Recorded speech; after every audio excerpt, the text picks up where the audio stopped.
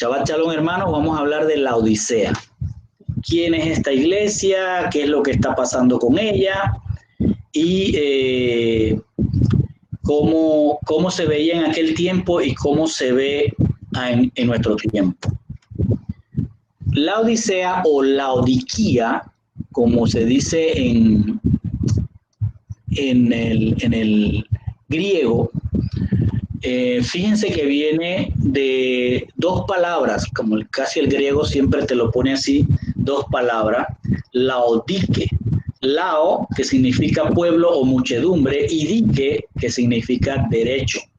Entonces la Odisea puede prácticamente decir que su nombre representa los derechos de la muchedumbre o los derechos humanos. Póngale atención a todo, porque siempre el Señor, y me encanta los contextos, porque siempre el Señor nos está dando luces de por dónde viene la cosa cuando hablamos de una de estas iglesias a la que Él ha querido resaltar para nuestro conocimiento. Entonces, Laodique o Laodiquía también nos recuerda, no sé si se acuerdan aquel pasaje de los Nicolaitas, que era Nikos Laos. O sea, el que traga a Laos, el que traga al pueblo. Bueno, aquí también es Lao, pueblo, pero aquí está diciendo Laodiquía, la de derechos humanos, el pueblo, los derechos del pueblo o de la muchedumbre. Entonces, esta ciudad, antes que se llamara así, Laodicea o Laodiquía, se llamó Diospolis o ciudad de Zeus.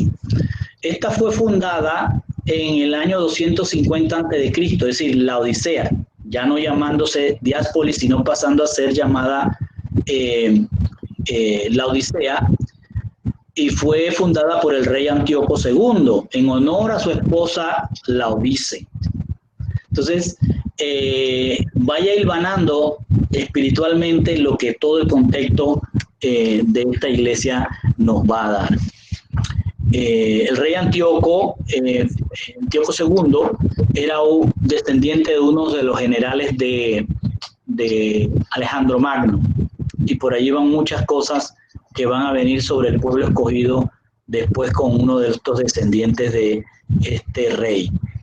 Esta población, mejor dicho, esta ciudad está ubicada en la región de Frigia, en el valle del Lico, al este de Éfeso. También voy a desarrollarles algunas cosas históricas que tienen mucho valor para el escudriñamiento de la Biblia. Por ejemplo, Frigia, la región de Frigia, Panfilia, que nos las menciona Pablo, todo esto es mencionado en nuestras Biblias, y las pasamos inadvertidamente porque no tenemos un sostén histórico y espiritual. Y a mí me gustaría escribir sobre eso y por ahí lo van a tener en el blog. Entonces dice, fue establecida como una base militar para proteger la frontera norte del reino de Antíoco.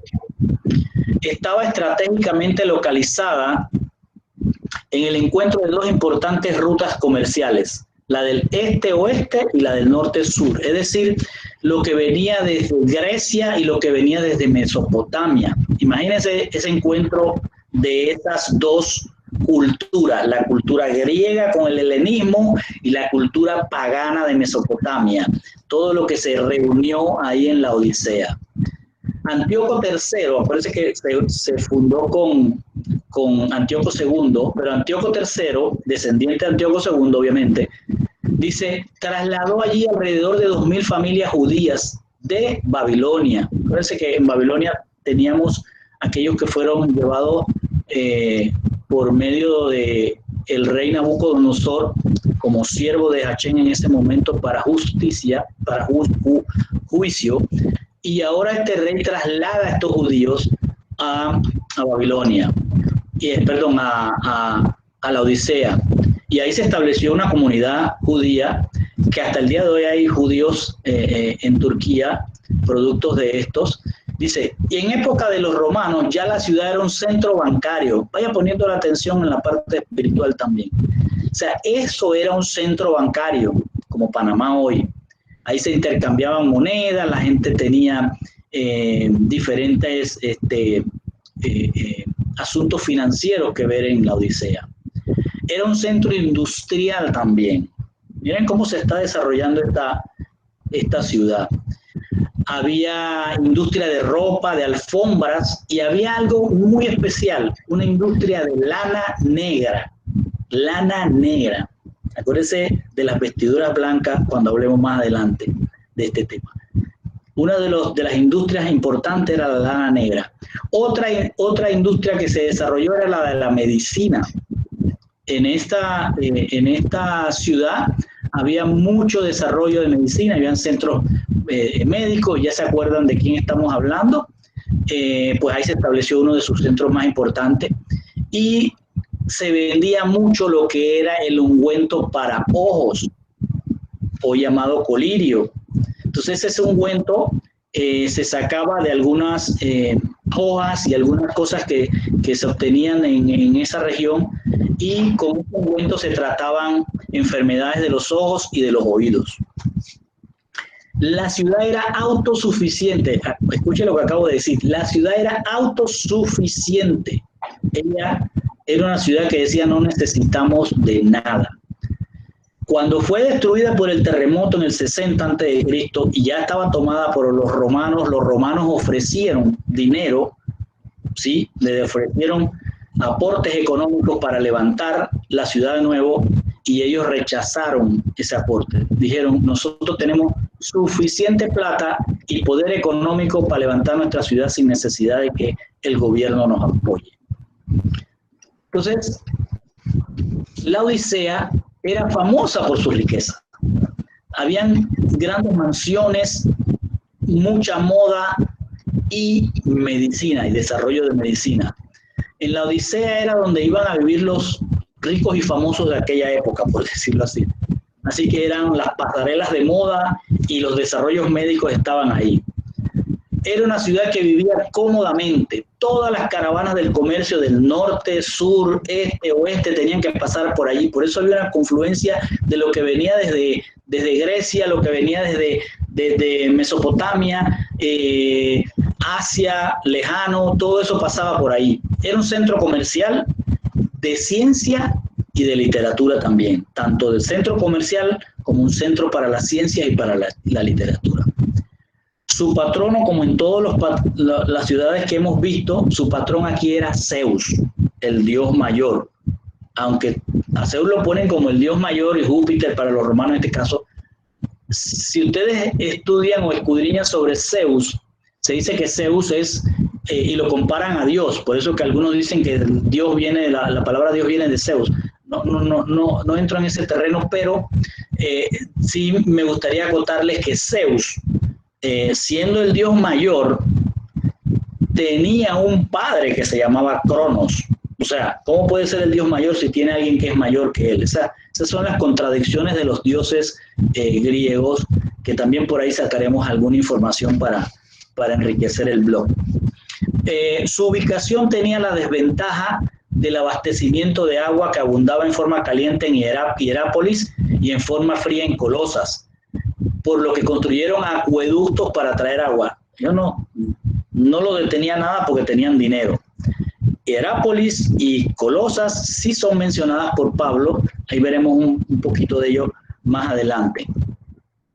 Dice: es probable que la labor de Epafras, ¿quién era Epafras? Vamos a leerlo en Colosenses 4:12. Denme un segundo y se lo busco para que veamos quién era Epafras. Dice Pablo a Colosenses en su carta, en el Colosenses 4:12 dice: Epafras envía saludos. Este es el Epafras de la Odisea. Él es uno de vosotros, un esclavo del Mesías Yeshua, que siempre agoniza en sus oraciones por vosotros, pidiendo que os mantengáis firmes, que seáis maduros. Acuérdense de esa palabra que hemos estado viendo últimamente, que seáis maduros y tengáis una confianza absoluta al dedicaros totalmente a la voluntad de Dios. ¿Qué está diciéndole? Sostengan la llave de David, sosténganse en el mantener la voluntad de Dios, no agregarle ni quitarle. Y sigue diciendo, porque yo puedo darle testimonio de que Epafras trabaja arduamente por vosotros y para los que están en Laodicea y en Hierápolis. Entonces Epafras era una columna de Pablo en Laodicea y también trabajaba por llevar el nombre de Yeshua a Hierápolis. Entonces es interesante que lo veamos en el contexto de lo que estamos hablando. O sea, ahí había una iglesia que estaba luchando muchísimo por llevar adelante el nombre de Yeshua.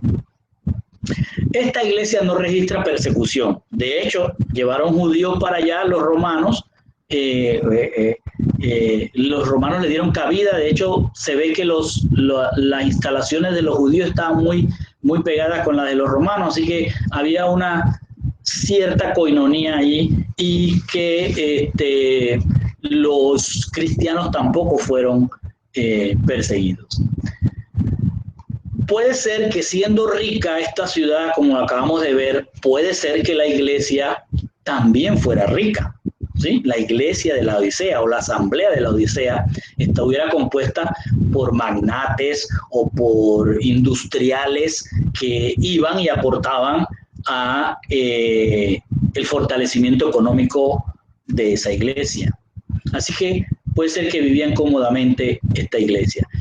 Puede ser que a esta iglesia no le faltaran riquezas materiales. Puede ser. Por lo tanto, vamos a ver mucho qué pasa con esta iglesia. Bueno, dicho esto, vamos a entrar al mensaje. El mensaje al mensajero de la asamblea de la Odisea empieza así. Al ángel de la comunidad mesiánica de la Odisea escribe, le dice Yeshua a Juan: he aquí el mensaje del Amén, el testigo fiel y verdadero, el soberano de la creación de Dios. Sé lo que estás haciendo. No eres ni fría ni caliente. ¿Cómo desearía que fueses lo uno o lo otro? Interesante cómo arranca el mensaje del Señor a esta iglesia. Vamos a tratar de desfragmentar este mensaje. Primero, el amén y el verdadero. ¿A qué se está refiriendo el Señor?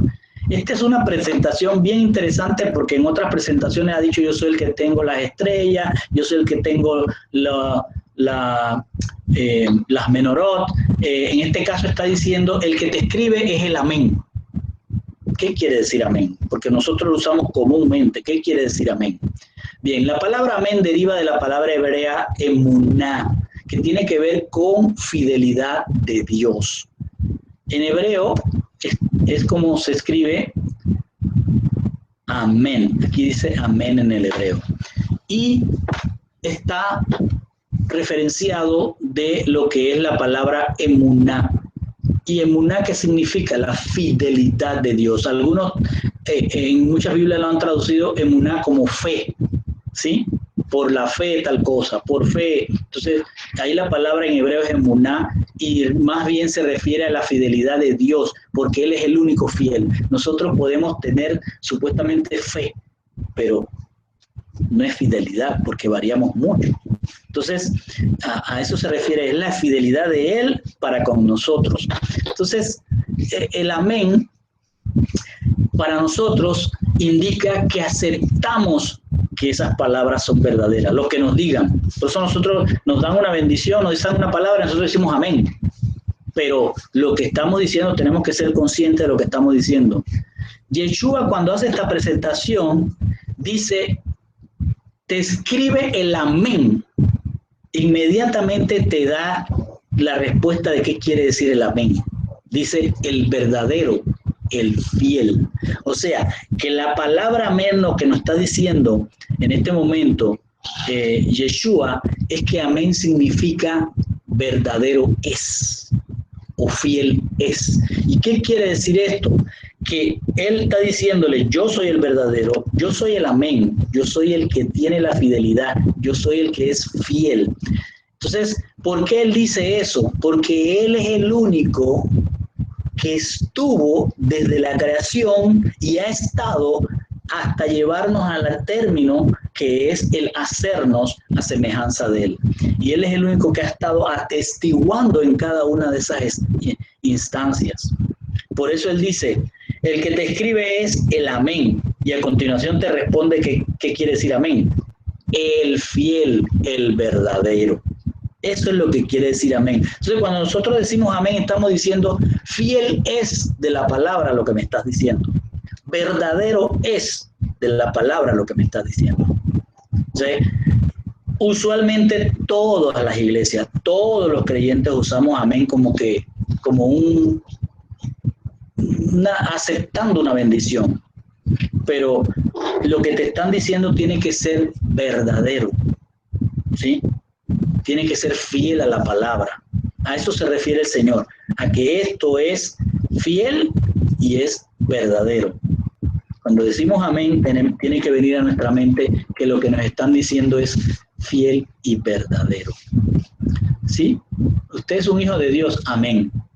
Fiel y verdadero es, porque está escrito que Él es el que me justificó. Eso es fiel a la palabra. Y verdadero es porque me siento como hijo de Dios. Ahora, que camine como hijo de Dios es otro proceso, pero por lo menos ya Él me justificó para que yo haga mi labor ahora. Y la segunda parte de esta presentación de Yeshua dice, el soberano de la creación. Él es el amén, el verdadero, el soberano de la creación. ¿Qué está diciendo con esto? Bueno, en Colosenses 1:16 nos lo dice, porque en él fueron creadas todas las cosas, tanto en los cielos como en la tierra, visibles e invisibles, ya sean tronos o dominios o poderes o autoridades, todo ha sido creado por medio de él y para él. Es decir, Yeshua es Hashem y Hashem es el que crea todo en él y para él. Por eso que esto que hoy conocemos como nuestro universo, la Tierra, las estrellas, los planetas y todo lo que hay en este universo de oscuridad, porque el universo es oscuro, todo eso es de él. Y por esa razón él está entrando a este universo oscuro para retornar lo que es el de él a la luz.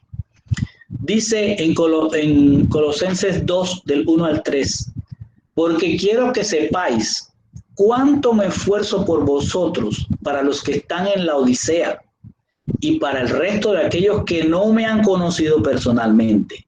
Mi propósito es que sean animados, que puedan unirse en amor y que puedan tener todas las riquezas. A esta iglesia siempre le habla y le va a hablar en este término. Entiende qué es riqueza. Dice que puedan tener todas las riquezas y ahora le va a decir cuál es la verdadera riqueza. Dice, las riquezas que se obtienen teniendo la seguridad de entender y reconocer en su totalidad la verdad secreta de Dios, que es el Mesías. En palabras sencillas es, eres rico si la profundidad de tu conocimiento en Yeshua te va dando esa riqueza para que regreses al Gan Eden. Es decir, puedes tener mansiones, todo el lujo que tú quieras, pero si no tienes esta riqueza ante los ojos de Dios, eres pobre. Dice, es en él que están todos los tesoros de la sabiduría y el conocimiento.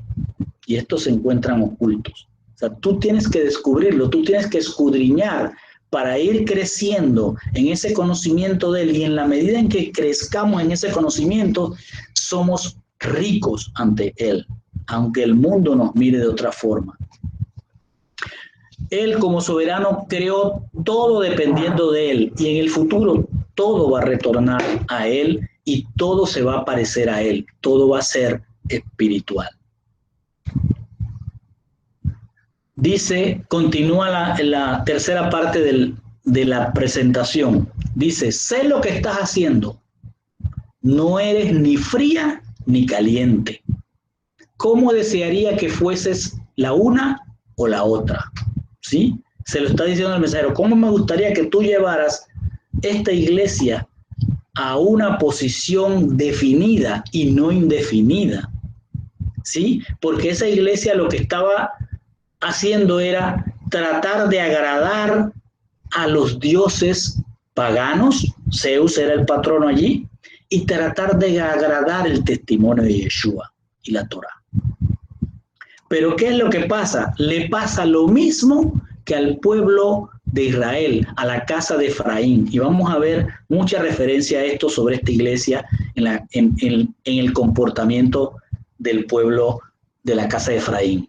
Dice, Elías se acercó a todo el pueblo y dijo, esto es en el caso aquel donde Elías se presenta ante el pueblo de Israel, estaba reinando Acab y Jezabel, y habían hecho que el pueblo escogido en ese momento, la casa de Efraín, porque estaba en ese momento dividido en dos reinos, la casa de Judá y la casa de Efraín. La casa de Efraín fue la primera que entró a pecar, fue la que más pecó, y Elías es enviado por el Señor a tratar de que esa congregación de Efraín detuviera el avance que llevaba hacia el despeñadero al pueblo de Israel, al pueblo de Efraín. Entonces, Efraín estaba compuesto de las 10 tribus, así que imagínense que era la mayoría del pueblo escogido estaba metido en Efraín. Entonces Elías va en esa misión dura, se encuentra con que hay muchos profetas de Baal, o sea, ya estaban ahí rindiéndole culto al diablo, pero son pueblo escogido, ¿sí me hago entender? Es un pueblo escogido que está diciendo, nosotros somos el pueblo de Dios, pero rendimos culto a Baal. Entonces Elías le dice, acercándose a todo el pueblo, ¿hasta cuándo estarán ustedes de un lado a otro? ¿Sí? Porque celebran fiestas a Baal, patronales a Baal, pero dicen que son de Dios. Y le dice, si Hashem es Dios, síganlo. Pero si Baal es Dios, sigan a Baal. Miren la respuesta del pueblo. ¿Cuál fue la respuesta? Ni una palabra. ¿Qué significa eso? Significa, mejor me quedo callado porque yo sí sé que voy a las fiestas de Baal, pero yo soy un pueblo escogido, pero si yo me voy entonces me pierdo todas las relaciones sociales. O sea, te quedas callado y estás, como se dice, otorgando. No se definieron, se quedaron callados. Elías los está llamando a definirse. El hombre de Dios le dice, oye, defínete. Si tú crees que el diablo es el que te ha dado toda esta riqueza, pues síguelo, tranquilo, no hay problema. Hay otros justificados que van a querer seguir a Dios. Pero si es Dios, entonces deja de hacer lo que estás haciendo. Eso es lo que le está diciendo. ¿Pero qué hicieron ellos? Su respuesta fue quedarse callados. ¿Qué vino después? Lo pueden leer en Primera de Reyes. Vino después la muestra de Dios a través de Elías. Todo el poder del Ruach HaKodesh, no todo el poder del Ruach HaKodesh vino sobre Elías y Elías le mostró al pueblo qué era lo que estaban haciendo. No les voy a dar esos detalles porque me gustaría que lo leyeran en Primera de Reyes. Entonces,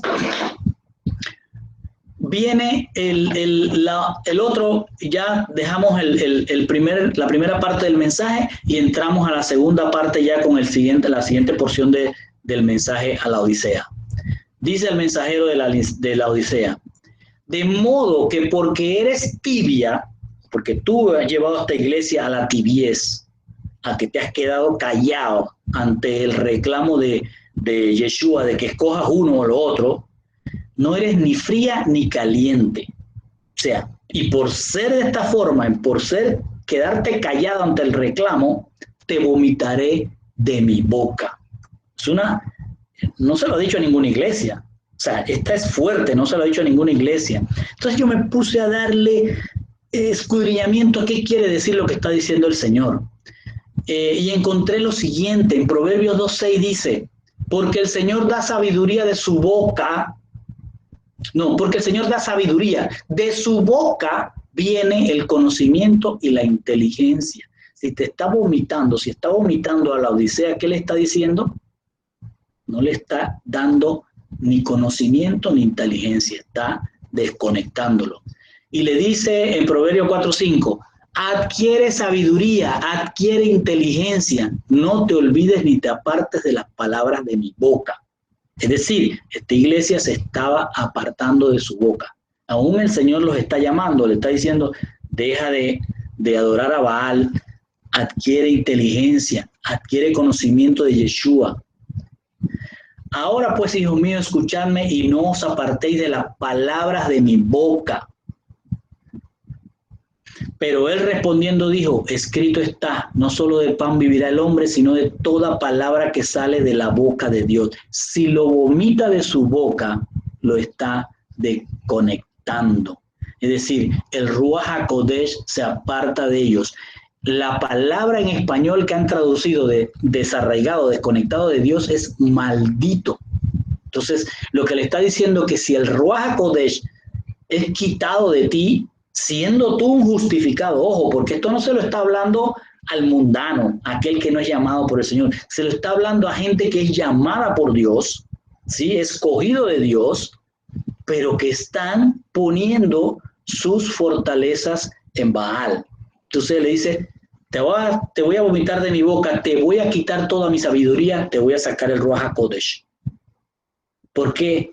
Porque ahora vas a quedar sin inteligencia de Dios, sin conocimiento de Dios, es decir, no vas a poder discernir y vas a vivir de lo material, de lo mundano, vas a vivir del polvo de la tierra. ¿A quién le dijo que comería del polvo de la tierra? A la serpiente. Entonces le está diciendo, ustedes están vomitados de mi boca, ustedes están fuera de mi sabiduría, están fuera de mi Ruach HaKodesh y a partir de ahí van a comer del polvo de la tierra.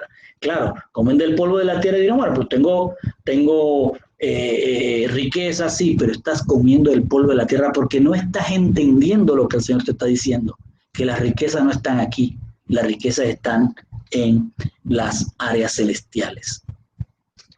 Y les dice, aún, o sea, cuando está diciendo esto, te vomitaré de mi boca, es que aún las oraciones que tú lances buscando de Hashem, eso es abominación para él. ¿Por qué? Porque no estás en su palabra, no has escuchado, apartaste tus oídos de las palabras de mi boca. Entonces, si apartaste tus oídos de la palabra de mi boca, cuando entres en una prueba, porque este tipo de iglesia entra en muchas pruebas, cuando entres en la prueba, no vengas a orar, vayas a buscar al otro. Eso es lo que le está diciendo el Señor. Y pueden leer más en Levítico 18:24, que no lo vamos a ver. Una de las cosas que hacen los judíos en los Shabbat, me gustó y se los puse aquí, es que ellos cuando oran dicen que Dios se eleva en la boca de los justos. Dios se eleva en la boca de los justos, en los labios de los rectos, en la lengua de los devotos. Pero si usted se está elevando en Baal, entonces obviamente es abominación lo que está saliendo de su boca para Hashem. Continuamos con el 3:17 y dice al mensajero de la asamblea, porque tú no haces más que decir, soy rico, me he enriquecido, no tengo necesidad de nada. Eso le está diciendo a Hashem esa iglesia, no tengo necesidad de nada.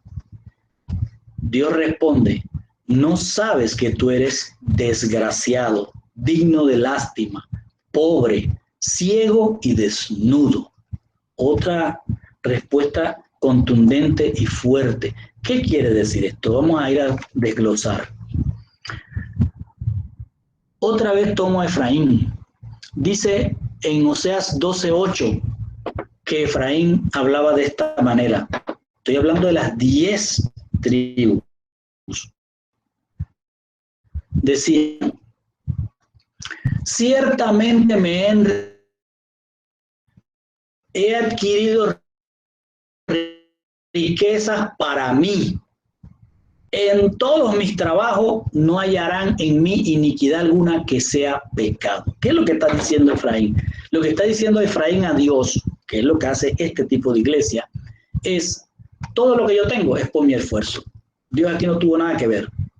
Me he enriquecido. Y no me pueden culpar de eso, porque yo he puesto mi sabiduría, y he logrado lo que tengo. Miren esta iglesia, miren cuánta gente, miren cuánta plata, miren cuántos carros, miren cuántos pastores, miren cuánto tengo, miren y miren y miren. Pastores que tienen unas mansiones, unos carros espectaculares. No estoy hablando de que su iglesia sea aquella llena de pantallas, puede que sí, pero estoy hablando de aquellos que se creen autosuficientes y que además de que han llegado a ese nivel de autosuficiencia por el poder económico que tienen, dicen que eso no se lo dio Dios, que posiblemente así sea, sino que ellos lo lograron con su fuerza, con su mano, con su inteligencia. Pero acuérdense lo que está diciendo Hashem, la riqueza es que tú me conozcas, que tú, mi Ruach HaKodesh te dé discernimiento. Entonces dice Jeremías 9:23-24, no se glorie el sabio de su sabiduría, porque están diciendo esto lo logré con mis manos, ni se glorie el poderoso de su poder. Ellos tenían poder económico y político, tienen estas iglesias, poder económico y político. Ni el rico, perdón, cuando digo político me refiero a que estos pastores o estas iglesias, mejor dicho, son aquellas donde los líderes aportan su membresía, aportan su poder a ya sea su poder televisivo, su poder económico y de influencia para llevar votos a los poderes políticos. Así que por eso dice, no se gloríe del poder, ni el rico se gloríe de su riqueza, ¿sí? Mas el que se gloríese en esto, de que me entiende y me conoce. Miren lo que es la riqueza, el poder y el gloriarse, porque esta iglesia era muy jactanciosa. Dice, pues yo soy el Señor que hago misericordia, derecho y justicia en la tierra, porque en estas cosas me complazco. Entonces, lo que está diciendo el Señor es que este tipo de iglesia no está muy con el tema de misericordia. O sea, ¿para qué voy a aportar plata? Mejor que tráigame la plata a mí. No les interesa mucho el tema de justicia. Si un poder, un presidente, un legislador que es apoyado por estas iglesias y hasta ellos mismos entran en política, no es para la gloria de Dios, es para la gloria de ellos, ¿sí? Entonces, cierro con Mateo 13:22 para hablar sobre lo que está diciendo. Yo me enriquecí, no me culpes de que me enriquecí con pecado, no hay pecado ni iniquidad en mi enriquecimiento, lo hice con mis manos, no necesito a Dios. Y dice, y aquel en quien sembró la semilla entre espinos, a eso se refiere, le sembró la semilla, o sea, son gente que la semilla de Yeshua fue lo que llevó a levantar esa obra. Dice, este es el que oye la palabra, refiriéndose a este tipo de iglesia, oye las palabras, mas las preocupaciones del mundo y el engaño de la riqueza ahogan la palabra y se quedan sin fruto. Este es el tipo de iglesia que encontramos en la Odisea. Y luego el Señor responde a ese ego de que ellos se han enriquecido por sus manos y que Dios no los debe culpar por eso ni nadie. Dice, ¿no sabes que tú eres desgraciado, digno de lástima, pobre, ciego y desnudo? Entonces, ¿cómo podemos entender esto? Primero, vamos a ver 1 Corintios 1:4-5, dice, doy gracias a Dios por vosotros, está diciendo Pablo a la iglesia de Corintios, y su bondad, la bondad de Dios, que os ha sido por medio del Mesías Yeshua, en que habéis sido enriquecidos. Esta iglesia de Corintios tenía un poco más de riqueza que la de la Odisea o la de Colosas. Dice, habéis sido enriquecidos por él, por Yeshua, en tantas maneras, especialmente, miren lo que es la riqueza para el Señor, especialmente la riqueza está en el poder de la palabra y en la profundidad del conocimiento de Yeshua. Este tipo de iglesia, aunque vean sus edificaciones, vean los trajes que usa el pastor, la pastora, los líderes, aunque vean mucha gente ataviada de prendas de lujo y autos de lujo, me imagino esos parqueos de esas iglesias, son aquellos que se creen bendecidos por su propia sabiduría, no por la sabiduría que Hashem le está hablando de que es la riqueza. Ellos son pobres en palabra. Ahí no se maneja mucha palabra, también se maneja mucha oratoria. Son ciegos porque no lo conocen.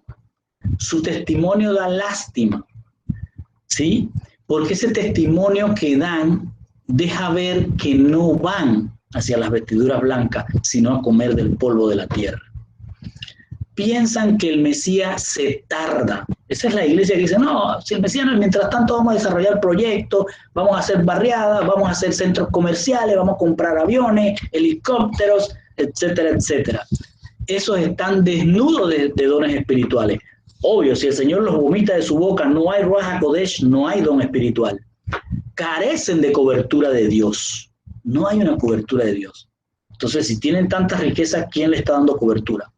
Siempre están en pruebas. Son iglesias que ahí encuentras hermanos en pruebas a cada rato y son pruebas, no experiencias. Le continúa diciendo el mensaje al mensajero de la asamblea de la Odisea. El consejo que te doy, fíjense que Hashem, a pesar de lo que está viendo, a pesar de la indecisión entre Baal y Dios verdadero, él les da una salida. Dice, el consejo que te doy es que compres de mí oro refinado por el fuego, para que seas rica, y vestiduras blancas, de manera que puedas vestirte y no tengas que avergonzarte de tu desnudez, y colirio para frotarte los ojos para que puedas ver. El Señor siempre agarra el contexto que nosotros vemos para hacer referencia, para que entendamos mejor, comprendamos mejor lo que nos está diciendo. Fíjense que le está hablando de oro refinado. ¿Cuál es el oro refinado? Vamos a ver. Compra oro de mí, no compres oro de Baal, compra oro de mí. Ahora, ¿cuál es el oro de Hashem? Vamos a verlo. Luego le dice, para que seas rica tienes que adquirir de ese oro mío, cómpralo. Y vestiduras blancas, porque ahí la lana negra era la que daba riquezas. El Señor está diciendo, no, las lanas negras no, lo material de la tierra no, te estoy diciendo de las vestiduras blancas, las de arriba. De manera que puedas vestirte, porque para Él estás desnuda. No tengas que avergonzarte de tu desnudez. Y colirio, ¿por qué colirio? Porque ellos producían en esa ciudad, producían el colirio, eran buenos en la medicina, buenos en la industria de lana negra. Colirio para frotarte los ojos para que puedas ver. Vamos a escudriñar más de cerca qué quiere decir esto. Cuando el Señor habla de oro, tenemos que irnos a Éxodo y mirar qué era el oro, cuándo empezó el Señor a hablar de oro. Y en Éxodo 31 al 3 dice, harás también un altar para quemar en él incienso, de madera de acacia lo harás. De un codo será su longitud y de un codo su anchura, será cuadrado, y de 2 codos su altura. Sus cuernos, o sea, sus rayos, serán de una pieza con él. Lo vestirás de oro puro. Su parte superior, sus lados en derredor y sus cuernos son de oro puro, y le harás una moldura de oro alrededor. Un paréntesis. Cuando el Señor habla aquí del oro refinado, para que el oro sea refinado, es que se le ha hecho un proceso con ácidos para eliminar toda impureza con la que él vino cuando se sacó ese oro de la mina. Se le aplica ácido, imaginen eso. Por eso que las industrias donde hay oro, en Perú hay muchas, creo, en Panamá también se han abierto últimamente. Cuando se saca el oro, se empieza a refinar, y eso se hace con ácido para quitarle toda la impureza. Lo que el Señor está diciendo es, tienes que dejar las impurezas para que puedas venir a mí. Entonces el Señor está diciendo, haz un altar de oro, ¿para qué? Para quemar incienso en él. Esa es la otra que vamos a entender. Compra de mí oro refinado, es compra de mí oro puro. Para tú llegar al Señor como oro puro, tienes que haber sido refinado, pasado por ácido. Entonces, ¿qué quiere decir altar? Esto es otra que tiene que compaginar con el oro. Altar viene de la palabra hebrea mitzbeat. que significa un lugar levantado para ofrecer ofrenda, valga la redundancia, o para ofrecer sacrificio. Y aquí los llevo a recordar qué significa el sacrificio. Es el corbán. ¿Y qué es el corbán? El acercamiento. Síganme lo que estoy diciendo. Oro refinado. Haz con ese oro refinado un altar. ¿Y qué es lo que haces en el altar? Te acercas a mí, me ofreces un sacrificio. Esto es lo que le está diciendo el Señor. Entonces, estás levantando un altar. ¿Y para qué era el altar? Para quemar incienso. ¿Qué es el incienso? Revelaciones 5:8 nos dice: cuando tomó el libro, los 4 seres vivientes y los 24 ancianos se postraron delante del Cordero. Cada uno tenía un arpa y copas de oro llenas de incienso. Y miren lo que dice, que son las oraciones de los santos, las oraciones de los apartados. Entonces el incienso son las oraciones. El altar es a donde vas a llevar esas oraciones. ¿Qué es lo que está diciendo el Señor con todo esto? Compra de mí oro es, empieza a levantar en ti, y nos lo dice a nosotros, en tu casa, en el lugar donde tú creas que sea conveniente, en el lugar donde te lleve Dios, levanta un altar y empieza a quitar cosas que no están bien. Purifícate, refínate y presenta tu incienso en ese altar, porque ese incienso es el que te va a acercar, esas oraciones es el que te va a acercar. Entonces, en el hebreo, oración es tefilá, y tefilá es acercarse a Dios, pero fíjense lo que viene a decir ahora lo que es tefilá, o la oración para lo hebreo, es entrar en su juicio. ¿Cómo así? Miren, lo llevo a Nehemías 1:6-7. Nehemías va a orar. ¿Por qué? Porque tenía que ir a Jerusalén a levantar el templo. Sus hermanos estaban tristes, ya Ciro les había dado la oportunidad de regresar, pero no levantaban el altar, ni levantaban las murallas de Jerusalén. Entonces, Nehemías 1:6-7 dice, escuche esta oración, escúchela, hermano mío, que estén atentos tus oídos y abiertos tus ojos para oír la oración de tu siervo. Hachén, escúchame, abre tus oídos, ¿sí? Escucha la oración de este siervo. Oración que yo hago ahora delante de ti, día y noche. Día y noche. Dice, por los hijos de Israel, tus siervos. Y mira lo que viene a decir, confesando los pecados que los hijos de Israel hemos cometido contra ti. Sí, fíjense cómo lo dice, sí, yo y la casa de mi padre hemos pecado. Hemos procedido perversamente contra ti y no hemos guardado los mandamientos, ni los estatutos, ni las ordenanzas que mandaste a tu siervo Moisés. Es decir, no estamos siguiendo Torá. Esto es lo que está haciendo esta iglesia de la Odisea, pero el mensaje va también directamente a nosotros. Cuando levantamos un altar, que es lo que le está diciendo a este siervo que dirige esa iglesia a la Odisea, regresa de donde estás, levanta un altar, purifícate y preséntate a mí en juicio. No vengas aquí a pedir edificios, carros, joyas, no. Entra en juicio. ¿Y qué quiere decir entra en juicio? Cuando una persona va a un juicio, lo primero que le dicen, ¿cómo se declara usted? ¿Culpable o inocente? ¿Qué está diciendo Nehemías aquí? Sí, yo y mi padre hemos pecado. Miren cómo es la oración en el hebreo. Yo y mi padre hemos pecado. Dice, mas tú, Hachén, eres justo en todo lo que ha venido sobre nosotros. Por eso que está en un juicio, en la oración está en un juicio. Soy culpable, pero usted es un juez justo, Señor. Porque yo, otra vez vuelve a confesarse, he obrado, porque tú siendo justo has obrado fielmente, pero nosotros perversamente. Pero estoy apelando a tu justicia, Hachén. Porque si entré en esta prueba, Señor, yo apelo a que tú eres un juez justo.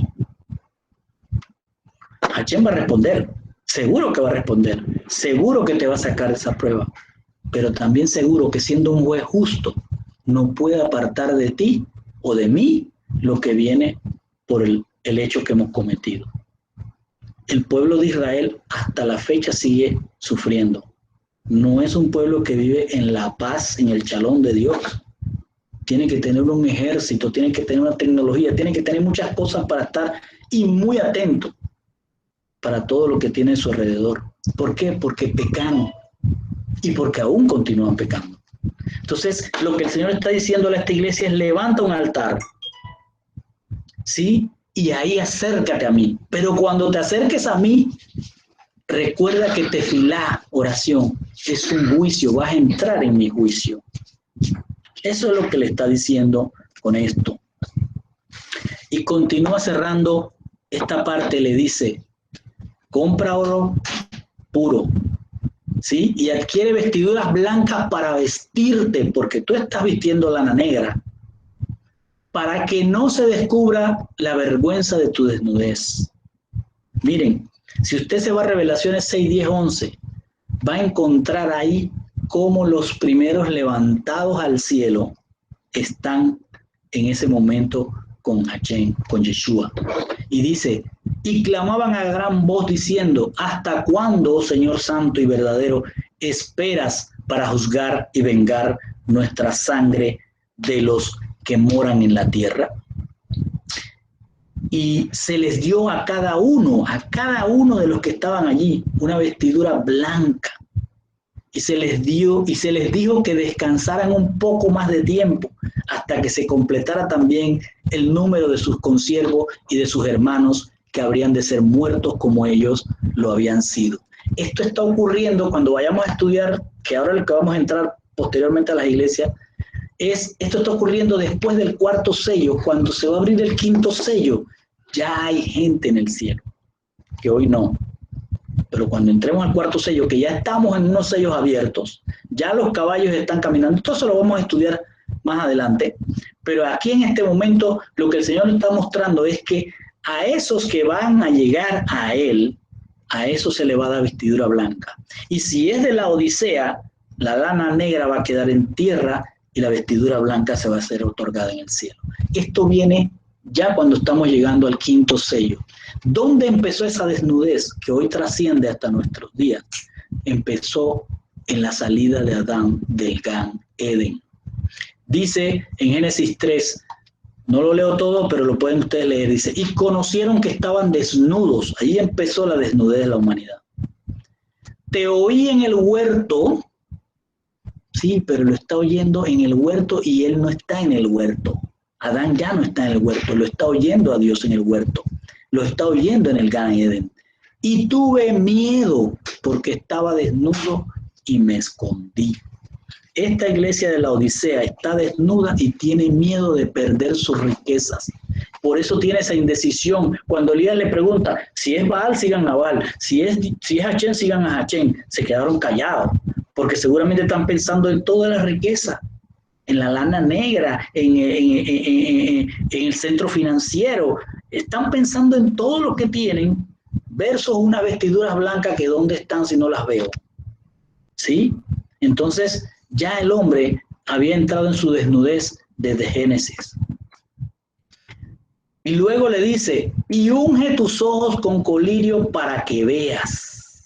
¿Qué quiere decir esto?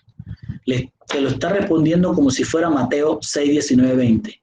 No almacenéis riqueza para vosotros mismos en la tierra, donde la polilla y el moho destruyen y los ladrones entran y roban.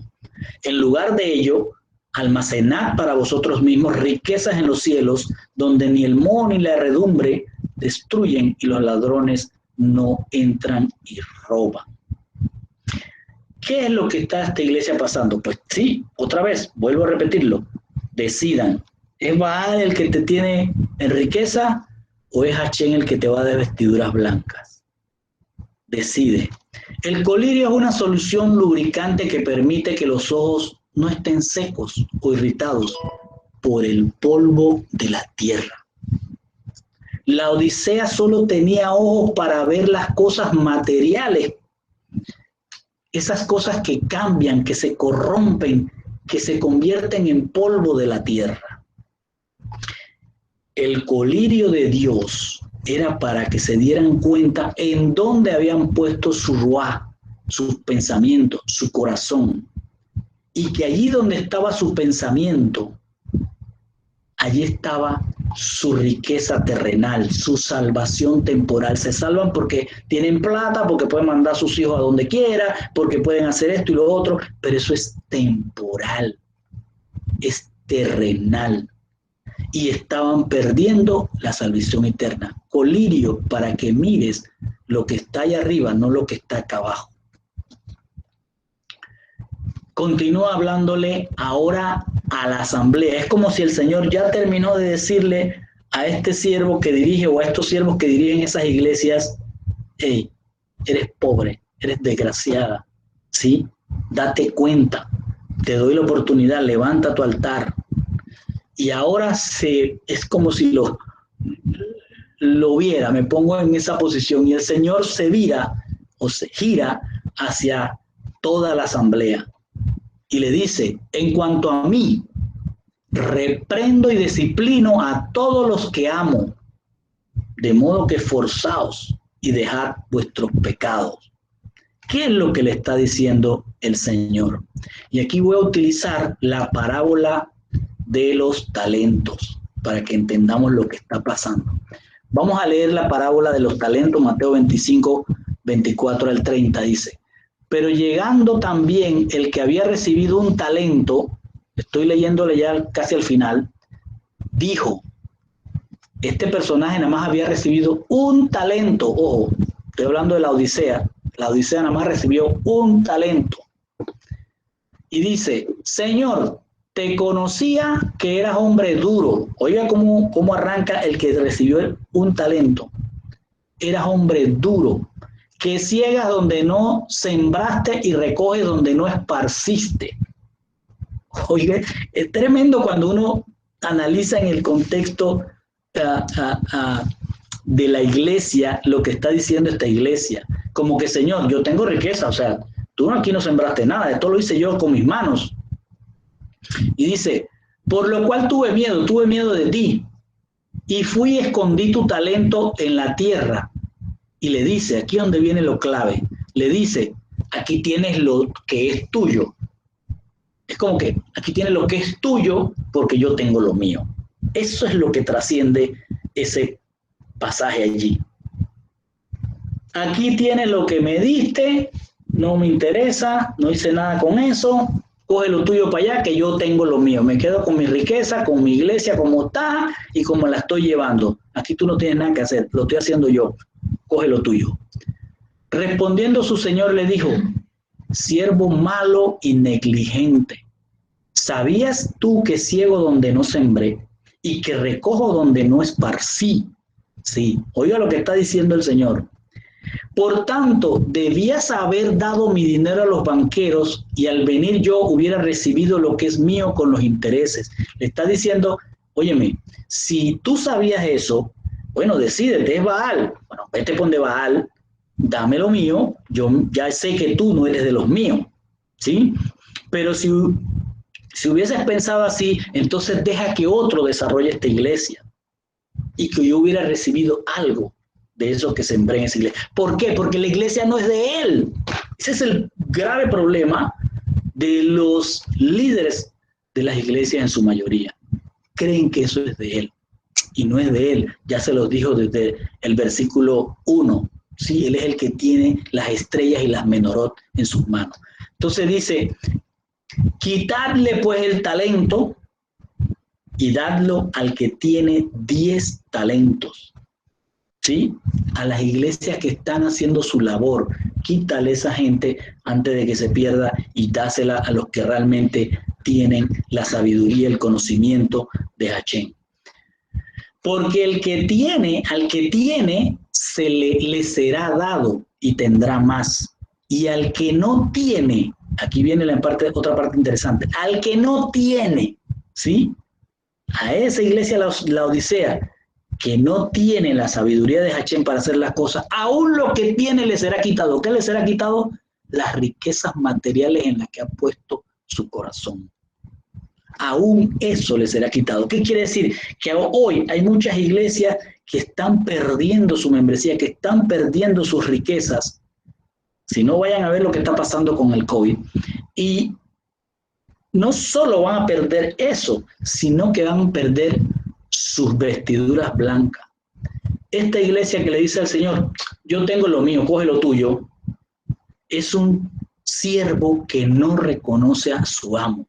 Lo primero que hace es que no le reconoce la autoridad.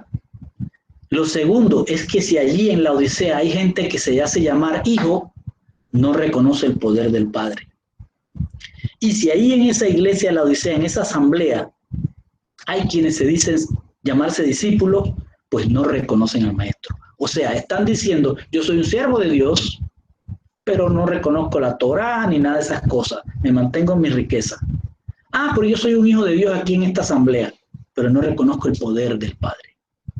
Ah, pero yo soy un discípulo, yo sí estoy aprendiendo, pero no reconoces al maestro. Entonces, ¿de quién estás aprendiendo? Continúa hablándole ahora a la asamblea de la Odisea y le dice, he aquí estoy llamando a la puerta, no tocando la puerta, no estoy urgido, abre, abre, abre, no. Estoy llamando como el pastor que llama a sus ovejas. Unas van a escuchar la voz y van a saber que es la voz de su pastor y van a reaccionar. Y otras seguirán comiendo el pasto que están comiendo. Dice, he aquí estoy llamando a la puerta. Si alguien oye mi voz y abre la puerta, entraré a él y comeré con él y él conmigo. Esto me hizo recordar el pasaje aquel en que Yeshua está en Juan 10, 26. En Juan 10 pueden ver que Yeshua va a Jerusalén en diciembre, en Hanukkah, porque ahí dice la fiesta y todo. Y Yeshua está ahí y ahí lo abordan los ciudadanos de esa ciudad, los judíos, y empiezan a buscarle controversia. Y empiezan a buscar cómo ponerle traspiés. Juan 10, 26. Me gustaría leérselo para que puedan ponerlo en contexto. Vamos a ver Juan 10, 26. Juan 10, 26. Lo voy a leer desde el 22 para que vean dónde estaba Yeshua. Dice, entonces llegó a Hanukkah, o sea, la fiesta de las luces, no sé cómo le ponen en otras Biblias, pero esta es la fiesta de Hanukkah, en Jerusalén. Era invierno, por eso sabemos que esta fiesta está relacionada con el invierno. Y Yeshua estaba andando alrededor del área del templo en la columnata de Salomón. Así que los judíos le rodearon y le dijeron, ¿durante cuánto tiempo más? Fíjense lo que le están diciendo, ¿durante cuánto tiempo más nos vas a tener en suspenso? Si tú eres el Mesías, dínoslo públicamente. O sea, ellos querían ver un milagro, baja la Jerusalén celestial aquí mismo para que creamos, ¿sí? Yeshua les contestó, ya os lo he dicho y vosotros no confiáis en mí. Ya él venía haciendo milagros, lo habían visto, había resucitado gente, había hecho del vino agua o del agua vino, o sea, había hecho muchos milagros y no lo reconocían. Dice, las obras que yo realizo en nombre de mi Padre dan testimonio de mí. O sea, lo estás viendo. Entonces, ¿qué quieres que haga? Pero el motivo por el que no confiáis, fíjense lo que le está diciendo, el motivo por el que no escuchas mi voz es que vosotros no estás incluido entre mis ovejas. Sigan pastando su pasto seco. Eso es lo que está diciendo. La Odisea, el Señor está diciendo, oigan la Odisea, ¿hay alguien ahí? ¿Hay alguien ahí de mi rebaño? Muchos siguieron pastando. Dice, desglosando el mensaje, he aquí estoy llamando a la puerta. Mis ovejas escuchan mi voz, yo las reconozco y ellas me siguen. Si no lo siguieron es porque, dice, no están incluidos entre mí ovejas o entre mi rebaño.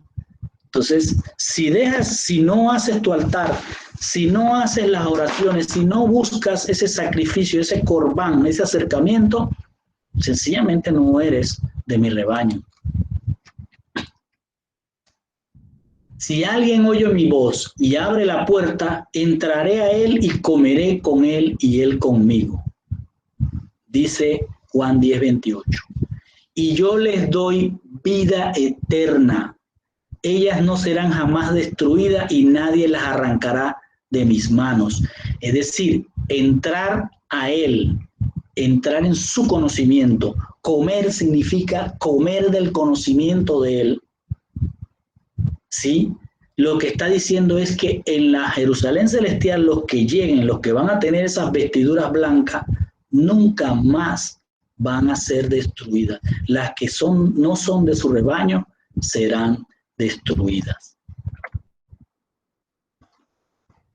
Continúa diciéndole a la asamblea de la Odisea: permitiré al que obtenga la victoria sentarse conmigo en mi trono. Lo llamó, respondió, y si respondió y se mantuvo, porque ¿qué pasa? Respondes, pero la atracción de lo material va a seguir jalando, así que tiene que mantenerse y llegar a la victoria, como Pablo, derramar su espíritu al final en el altar cuando ya esté envejecido o cuando ya esté siendo llamado a dormir.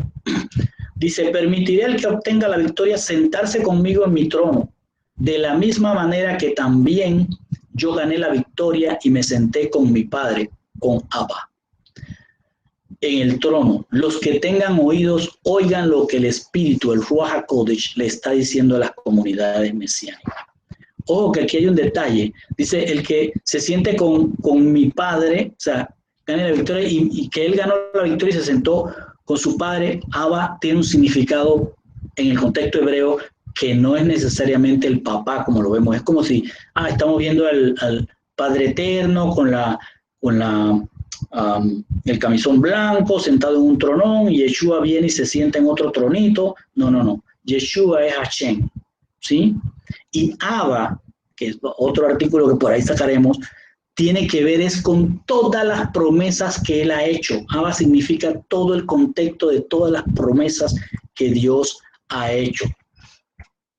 Dice, vamos desglosando: permitiré al que obtenga la victoria sentarse conmigo en mi trono, de la misma manera que también yo gané la victoria y me senté con mi Abba en el trono. Abba, me senté ya con todas las promesas que he hecho, a esperarlos a ustedes que se cumpla todo.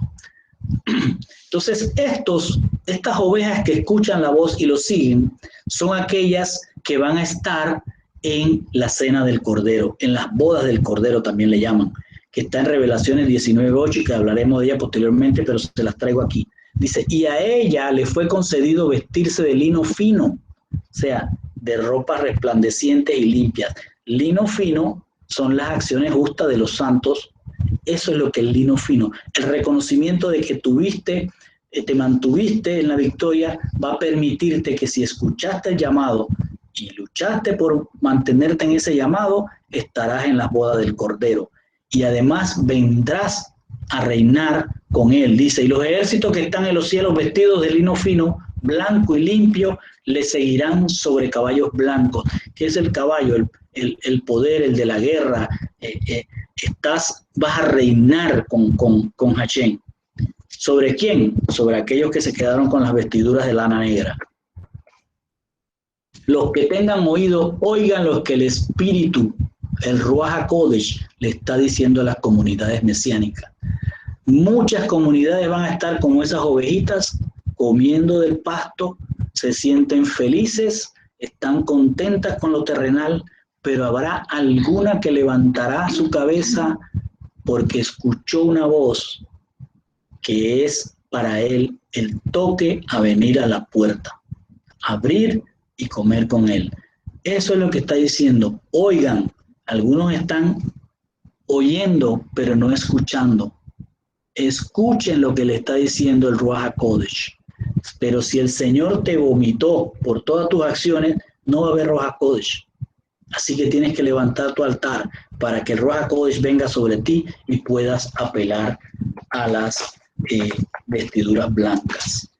Vamos a tomar ahora en la palabra nuestra el mensaje, cómo lo estaría diciendo alguien que le está escribiendo a esta iglesia. ¿Cómo le escribiría el Señor si estuviera escribiendo de corrido? Y él diría así: el que te escribe, mensajero de la Odisea, es el fiel, el verdadero, el que ha creado todo lo que posees. Conozco tus obras que te han llevado a dudar entre las riquezas de Baal o mis riquezas. Igual que Efraín en Samaria dices ser pueblo de Dios, pero caminas con Baal, y tú piensas como Efraín: me he hecho rico, he conseguido poder y no me pueden culpar de nada por todas mis ganancias. No entiendes, la Odisea, que no se puede usar el nombre de Dios y no ser de Él. No se puede decir yo soy creyente, pero no serlo. Dices creer en Dios, pero no en su palabra. Toma en cuenta que yo limpiaré mi nombre, porque he dicho, no es por vosotros, casa de Israel, no es por vosotros, la Odisea, que voy a actuar, sino por mi santo nombre que habéis profanado entre las ciudades donde estén ubicadas las Laodiceas. Tu indecisión me obliga a apartar mi rostro de ti, mi poder se alejará de ti y serás entregado a tus propios deseos mundanos, sin poder discernir que estás dejando de ser de mi rebaño. No harás más que decir, soy rica, me he enriquecido, no tengo necesidad de nada. Pero al apartar mi roa de ti, perderás mi gracia. Serás digna de lástima por lo que te espera, pobre por no conocerme, ciega por lo cual no encontrarás la puerta y desnuda por no tener mi cobertura. El consejo que te doy, asamblea de la Odisea, es que levanten un altar de oración con el que busques acercarte a mí. Eleva oraciones como incienso y acércate a mi juicio y declárate culpable. Sabes que soy justo en todo lo que te ha de venir, porque soy el amén, el fiel y verdadero. Pero tú has obrado perversamente. No encubras tus pecados para que alcances mi misericordia y prosperes en mi conocimiento. Acuérdate que tu cuerpo es polvo y tus tesoros tienen su fin. Pero tú puedes ser renovado en vestiduras blancas, un cuerpo celestial en el cual no te puede alcanzar el miedo a la pobreza ni la vergüenza de tu desnudez. Has pasado tu vida mirando cómo alcanzar riquezas en la tierra, pero te aconsejo que unjas tus ojos con colirio, para que veas que la verdadera riqueza está en el poder de la palabra y en la profundidad que alcanzas al conocerme. Pon la mirada en las cosas de arriba, no en las de la tierra. No te quedes siendo polvo, mira las vestiduras blancas. Escucha la Odisea. En cuanto a mí, reprendo y disciplino a todos los que amo. Por tanto, la Odisea, si tú no estás observando los mandamientos de Dios y ves que todo te está saliendo bien y estás siendo prosperado, es porque no te tengo a ti por hijo. De modo que esfuérzate y deja vuestros pecados, porque no tienes nada reservado en el cielo, y aún lo que tienes en la tierra te será quitado. He aquí estoy llamando a la Odisea. Si alguien queda aún de mi rebaño, oirá mi voz y mi rúa entrará en él y yo lo dejaré conocerme.